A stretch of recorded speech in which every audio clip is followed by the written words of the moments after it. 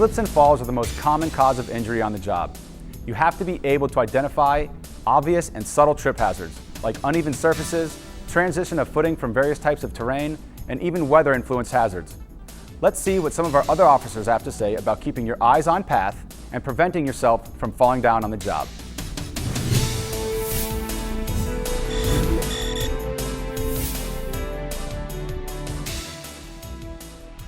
While conducting a perimeter patrol, the officer should keep safety in his mind at all times. By safety being situation awareness or hazard awareness. Checking his environment, not only checking his post assignments and the perimeter fencing, and making sure that the area he's walking from a flat surface area to an uneven surface area. He wants to keep his eyes on path and utilize those safety reminders to keep a safe patrol at all times. First of all, before I conduct my patrol, I make sure I have all the proper protective equipment that I'm supposed to have en route and on my patrol. Also, I keep and remind myself to be cognizant of all my surroundings and the environment and the hazards that present themselves in my area while I'm conducting my patrol. When you're doing your patrol, you have to look out for the following items. Any trip hazards that might be in your way, any changing plant conditions. Everything changes around here from a day-to-day basis. When you did your patrol yesterday, today you may find something unique in your footpath. Any hazards that are there that could cause you harm or the next officer on the patrol. Some of the specific items you need to be looking out for when you're on the patrol is changing from gravel to flat surfaces. Other specific things would be moving from dry areas to wet surfaces that could be slippery when wet. The other thing you want to look out for is anyone that's injured on your patrol that may have been hurt by an item that was there that they got caught up in, and now you can arrive on scene to take care of business. Those are just a few of the items that you need to be looking out for when you're doing patrols. It's key to be aware of your surroundings and what's going on around you and the weather conditions, snow, ice, uneven walking surfaces while you're doing your patrols to keep yourself safe, to protect yourself, and as well to protect other people that may come across that area that are unaware that it's an unsafe condition with ice or ice under snow.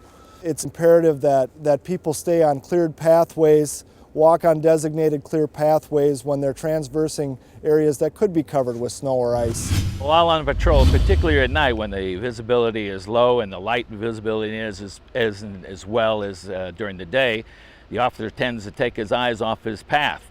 And by doing that, they've had several incidents where the officer actually tripped in a pothole or something like that on the path that he was taking and conducting his patrol. He was unable to keep focused and tripped and fell and injured himself. So at night, you want to make sure that while you're conducting patrol, not only you keep the areas that your responsibilities are to watch on your patrol, but you've got to watch your eyes on path, be focused at all times about your environment, particularly at night when there's low visibility. Some of the injuries that have happened have been officers slipping and injuring a knee, slipping, falling forward and catching themselves with their hands or their elbows and causing abrasions on their skin. If you come across any unsafe situation or any hazard that's on your patrol, you need to immediately stop and notify supervision. We have a no-risk option, where if an officer or a staff or personnel are walking across an area where they discover a hazardous situation, snow, ice, uneven walking surfaces, they take the no-risk option to go around that hazard as opposed to walking over that hazard. When officers are on foot patrol, some of the areas they have to look out for is changing in elevation. This is one example where they're actually stepping up on a higher elevation, and then they're stepping back down onto loose gravel and then into a possible trip hazard. The metal grating in front of this trip hazard right here can also be very slick if moisture is built up on top of it.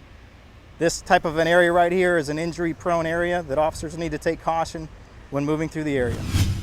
Situational awareness is hazard awareness. If you know what's happening around you, if you understand the situation, you'll be able to identify those hazards that could come your way. Situational awareness is key to preventing injuries. The most important thing to stress is the safety of the officer comes first. Your patrol and your responsibilities on your patrol are secondary to safety. Safety is your responsibility, and you need to protect yourself more than anything else.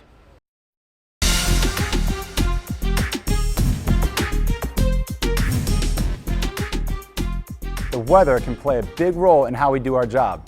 You can't ever underestimate how weather conditions, hot or cold, can alter your surroundings and affect you personally. You have to take the right steps to protect yourself from potential hazards of being exposed to the outdoors. When it's cold outside, make sure you wear the necessary uniform, gloves, and foot gear to protect yourself from overexposure, which can lead to hypothermia or even frostbite. During hot weather, you must take measures to stay cool and prevent heat exhaustion. Pay attention to your body. Utilize the equipment the company has provided at your site, and if you need relief, ask for it. And most importantly, always stay hydrated.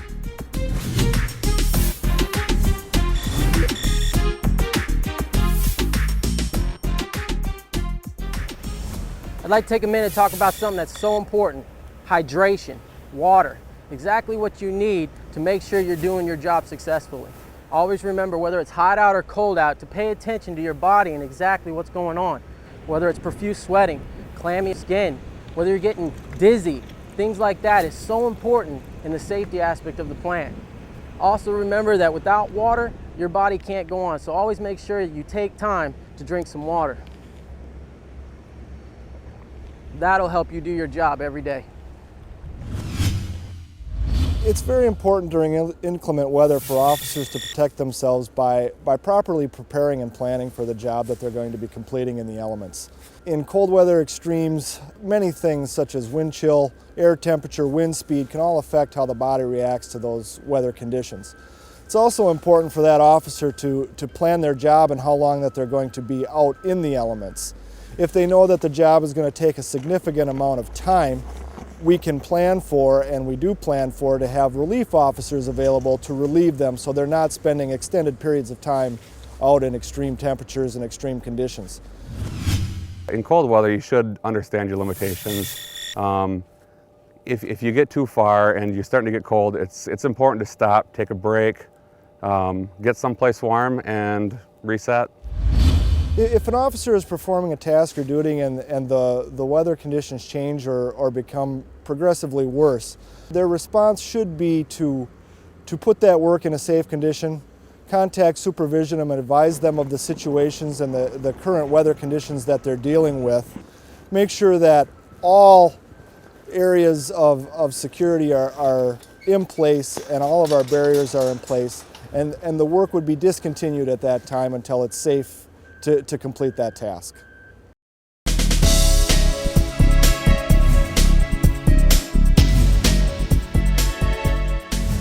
Situational awareness is the most important human performance tool you can use while carrying your weapon.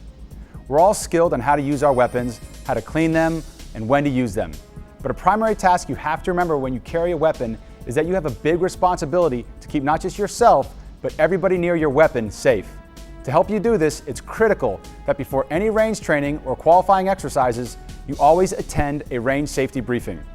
Let's review how a briefing should be conducted and what information should be covered.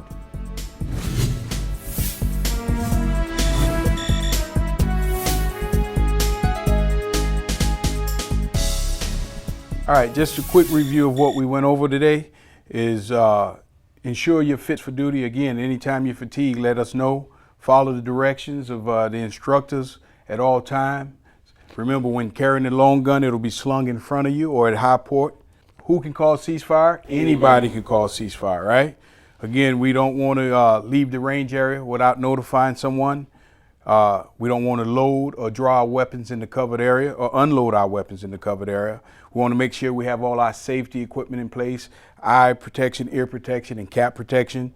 We want to report any injuries, no matter how minor. Again, you want to make sure you understand all the range commands. If not, make sure you let us know. Muzzle discipline, very, very important. Only safe direction is where? Downrange. All right, trigger finger discipline. Finger off the trigger unless you're ready to do what? Shoot. All right. And again, no bending over on the firing line. We want to be able to see what's in front of us, and also we don't want our heads to be near anybody's muzzles, right? We use the Alpha Bravo unloading and loading technique. Again, weapons malfunctions for a misfire, hang fire, tap rack. Bang. All right, tap rack ready, no tap rack bang. And also squib load, raise your non-shooting hand, verify that the weapon is still in a safe mode. Hydrating and stretching, again, very important. If you're doing any physical activities, you have to stretch and stay loose, and You have to hydrate every day. Dummy round usage, we don't use dummy rounds in the classroom. Lead contamination, again, wash your hands, your face, and again, before you go home, ensure you rinse off your boots or either take them off before you go in the house. Duty and ammunition integrity. You'll put all your duty ammo in a gun box and we'll return it to you. You only reload with ammo that's given to you by the instructor. And again, we never use live ammo in the classroom, never. Any questions? Every officer should always attend a range safety briefing prior to conducting any range training. It's very important to repeatedly remind yourself of the safety rules and range procedures to help keep yourself, everyone else, and property near the range safe. And remember, it's not just your weapon or ammunition that can cause harm. Lead can be a toxic contaminant, especially for small children, so we must take every precaution we can to ensure that excessive amounts of lead do not leave the range. Follow these steps for lead safety. Wash your hands and your face immediately upon completing your range exercise.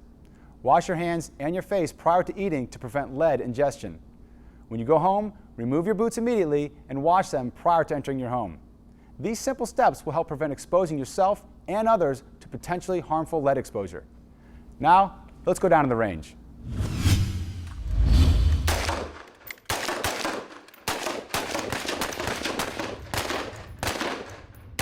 Once weapons training starts on the range, you have to be aware of brass that's been shot already loose. So eyes on path, walking, making sure you don't slip on any of the loose brass that's on the ground. If it gets to be too much, we'll stop and we'll sweep up to make sure that we reduce that risk.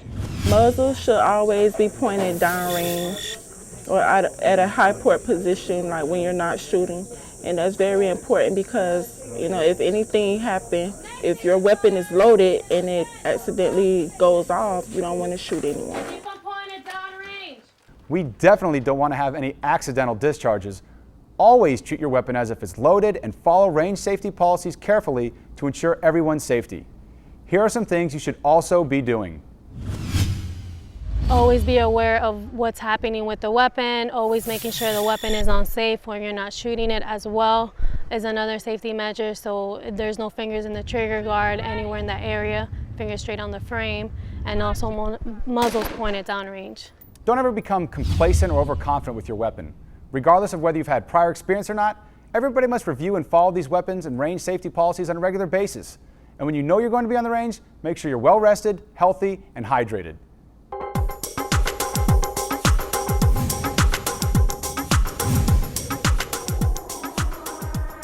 There are times when it may be necessary for you to do some lifting on the job. Even lifting a light box, demonstrated here properly, if not done correctly, can cause muscle strains, hand or ankle sprains, and even serious back injury. Sometimes lifting objects is part of our job, and sometimes we're just helping somebody out. In either case, the most important thing is to do it without causing injury to yourself.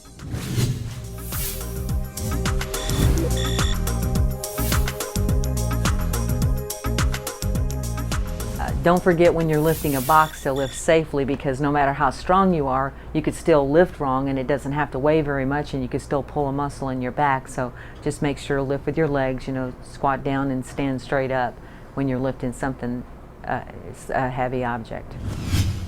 Very important for keeping yourself safe is when you're going up and down stairs carrying a load. You can ask for assistance if you have something to carry up or downstairs, and if it's a heavier load, mechanical device is preferable, but otherwise just be very careful to take each step at a time, to know how much weight you're carrying so that it doesn't surprise you when you take a step down, and the whole time you're walking up or downstairs, you know, keep safety in mind for your own personal safety. The bottom line is, think before you lift. It doesn't take much to cause a back or muscle injury. Let's review. When lifting, always assess the weight of an object and make sure your walking path is clear. Whenever possible, use mechanical help. Bend at the knees and keep your back straight. Do not twist while carrying a load. Reposition your body using your feet. Place your hands and position your body to avoid pinch points. Prepare your route by opening doors, clearing pathways, and other trip hazards such as wet floors or transitioning from carpet to tile. For load lifting, gloves should be worn. And if the situation warrants, ask for help. And if there's a lot of repetitive lifting involved, those repetitive movements should be evaluated for safety considerations.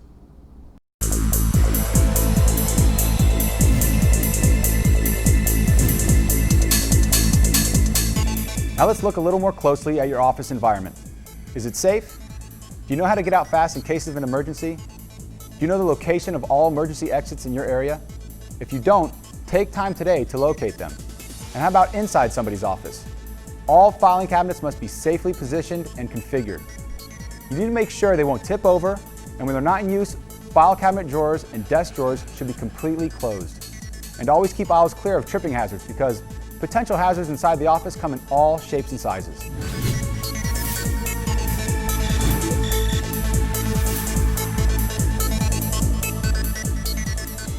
You wouldn't think that you could get in trouble in an office, safety-wise, but you should always be aware no matter what. Going in and out of doors, number one, they can catch your fingers. There could be a trip hazard from the carpet that's loosened up, you know, just eyes on path when you're walking through. Obstacles, someone might have moved a trash can, a chair. The serviceability of a chair, your roller might have fallen off and you're not expecting it. You can lean back and hurt yourself. You just should always be conscious no matter what. You're not home safe when you get inside a building. Inside a building or an office is where safety should and must begin. Whether it's taking a look at electrical cords to make sure they're not damaged, or the proper carrying of bulky objects, clearing visual paths, cleaning up spilled coffee, water, or other liquids, even just making sure you're using approved ladders and stands to reach materials on high shelves.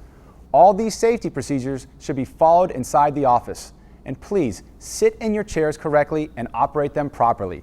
Don't lean back and put your feet up on the desk, because before you know it, you'll be flipped backwards and on the floor and possibly hurt.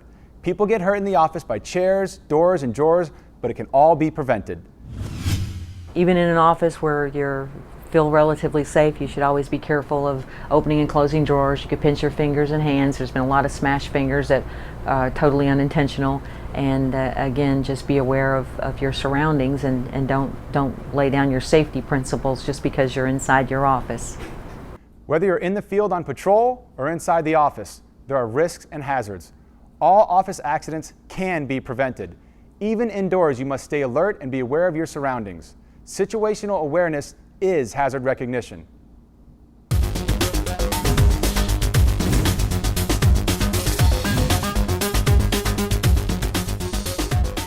I can't say enough about this, your proper personal protection equipment, or PPE.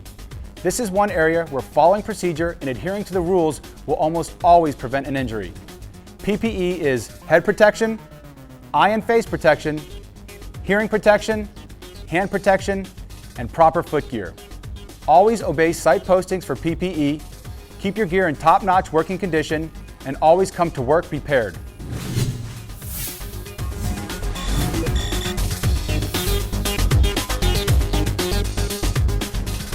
After clearing the access control point, you as an officer have a responsibility to protect yourself at all times. And in order to do that, you must have your personal protective equipment. Number one, you need your hard hat. That protects you from any falling objects. Second, you need your safety glasses. They protect your eyes from any debris or anything blowing into your eyes. And thirdly, you need hearing protection. Areas posted on the plant site will be required hearing and head and eye protection. So you as an officer need to protect yourself at all times, and by having these personal protective equipment with you at all times. And finally, you need safety gloves. These protect your hands against any pinch points or any doors or anything that may pinch your finger or damage your hands, because hands are very important for an officer to complete his duties and responsibilities. In cold inclement weather like this, we're provided with insulated gloves. We wear an insulated field jacket, insulated bibs. We have coveralls that we wear. You're going to want to wear a hat. And if necessary, we have spikes that go on the bottom of your boots for traction to prevent slips and falls.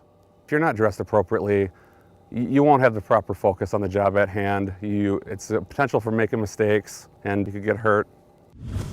Remember, it's your responsibility to have all your personal protective equipment with you at all times, or any other equipment that's required of the plant. That way you can have a safe and productive workday.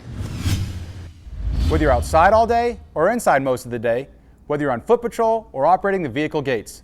Proper use of your PPE is one safety step you can control at all times, and the best way you can keep yourself safe.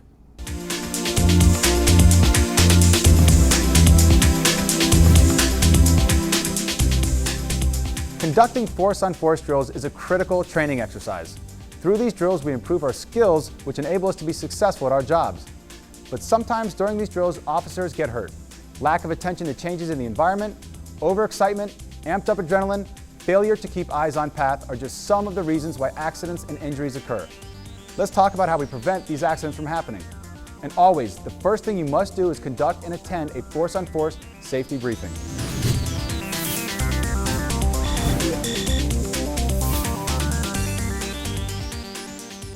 Want to make sure that today, because of the heat, everybody stays properly hydrated prior to the exercise started and then throughout the exercise. And if there's a need to request a timeout or anything throughout, go ahead and ask for that. We want to make sure that, because we're going to be wearing all the additional equipment out there, that we watch our body temperatures, not only ourselves, but our controllers as well. And if there's any issues, we want to notify supervision so we can get that addressed.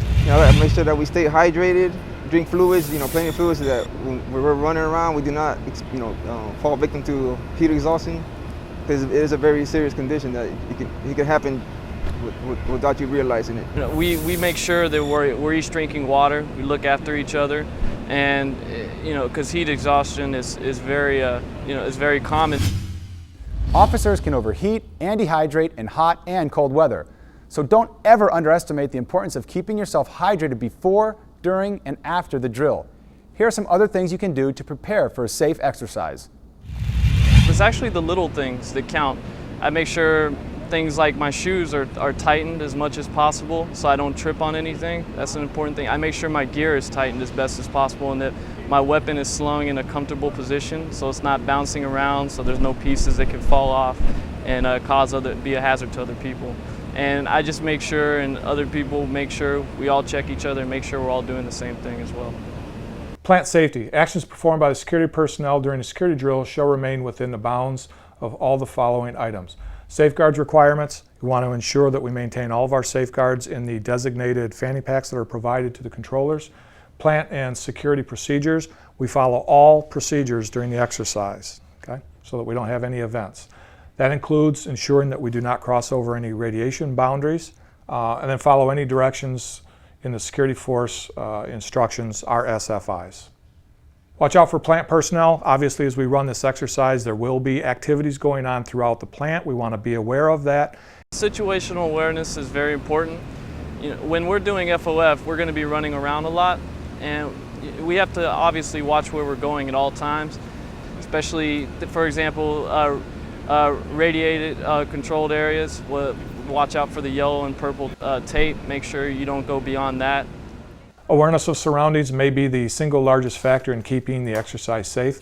You're going to be out there moving faster than you normally would, and you're going to be taking some actions that, again, you normally wouldn't be doing under normal operations. So ensure you're thinking about your surroundings and using STAIR in the actions that you are taking.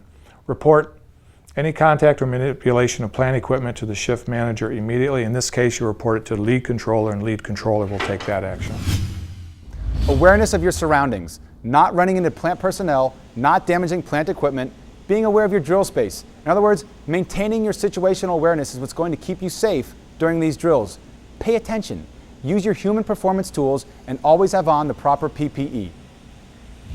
The PPE that's required for today's exercises: hard hat is what we'll be using, safety glasses, hearing protection, which is standard, earplugs, an earpiece for controllers, and required boots. So everybody should have all that equipment we checked earlier.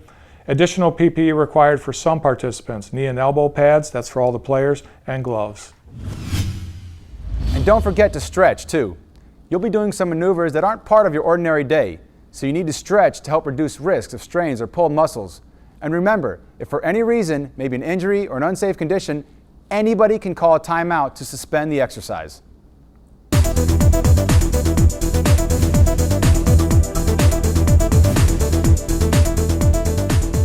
Let's talk about driving. Some of us have driving patrols that take us around the plant to various checkpoints. And some of us just need to drive every once in a while, maybe to deliver something or pick somebody up. Well, along the way, accidents happen. Officers get complacent about driving. They back into posts, run things over that cause damage to the vehicle, and even crash into Jersey barriers. This is unacceptable and can all be avoided by maintaining situational awareness while driving and by following these driving safety procedures. First, we start with a vehicle inspection.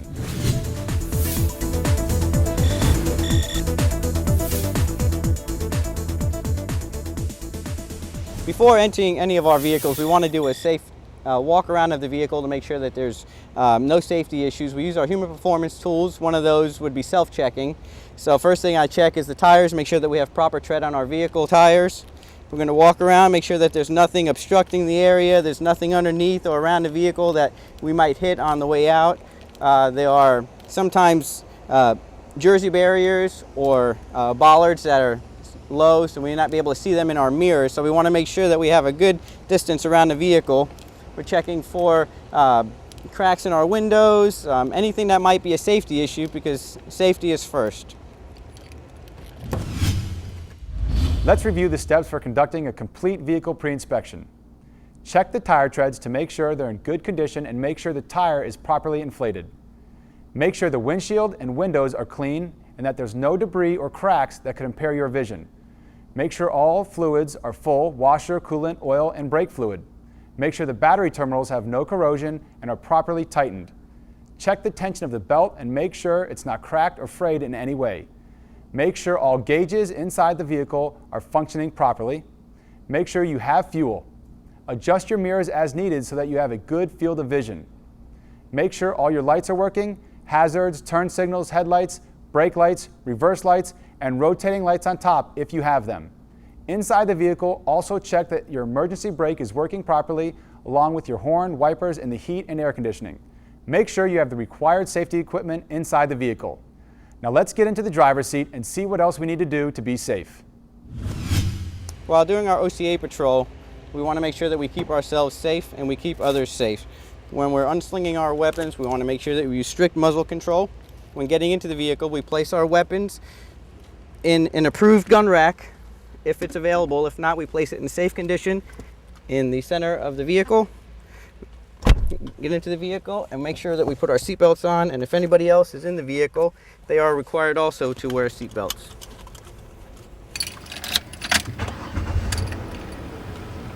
Before leaving, we want to make sure that we check both of our mirrors, our rear view mirror, make sure that we have a good visual everywhere around the vehicle. Once that you have a good visual, you're okay to go. When driving on plant premises or perimeters, what should a driver look out for, avoid, or pay special attention to?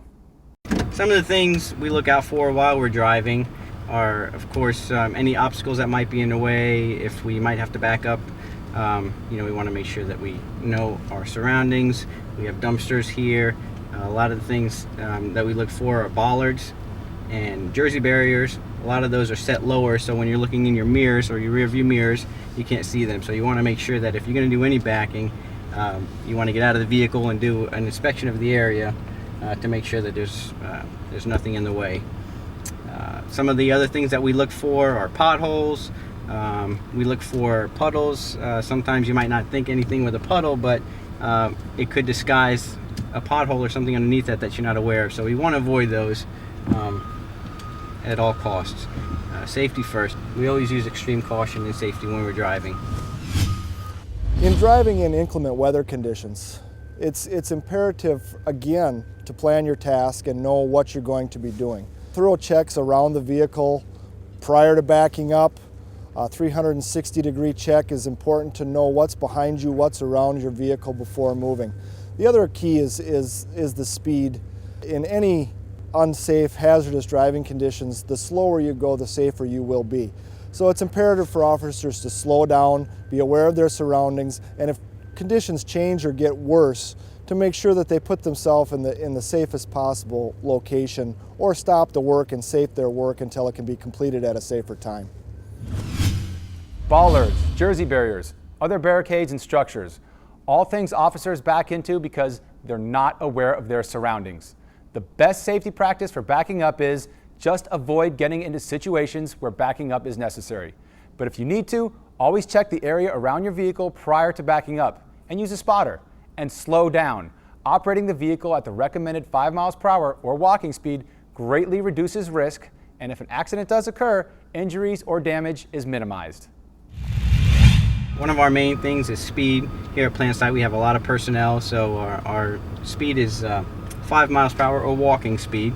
So we want to always use that. There's a lot of blind corners, there's a lot of people in the area, so we always want to make sure that we're aware of our surroundings using our human performance tools.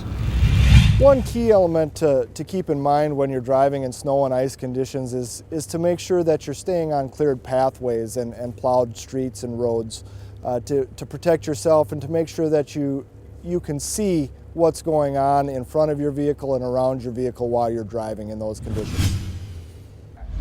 Using your human performance tools will help prevent accidents, along with frequent review of driving safety procedures. Remember, when you're driving, you're operating a piece of equipment that weighs a lot more than any of us, which means it can cause a lot of harm and damage. So be careful out there and be a safe driver.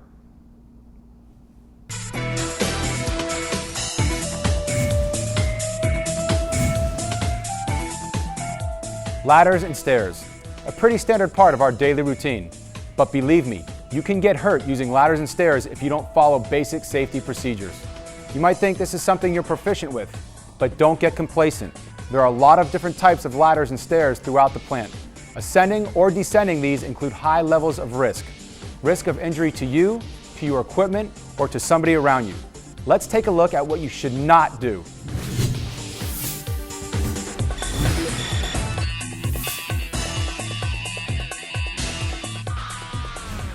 Rushing up the stairs and double stepping. Don't do it. It's a good way to break a leg or twist your ankle or worse. Coming down without holding the rail. Don't do it. There's no three-point contact and you could easily fall down. And never jump off stairs or steps. Let's see how it's done the right way. This officer is being safe.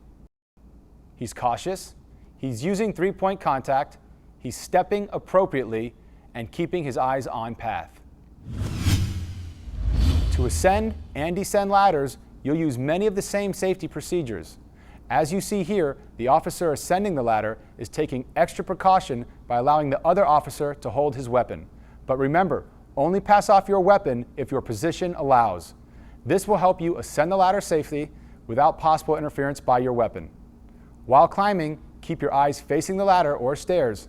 Make sure you have a firm grip on the rails and secure foot placement, maintaining three-point contact at all times. Practice these same safety procedures when you descend. Know your site's fall protection requirements and policies. If you follow these safety measures and take your time, you'll avoid injury and keep yourself safe on the job.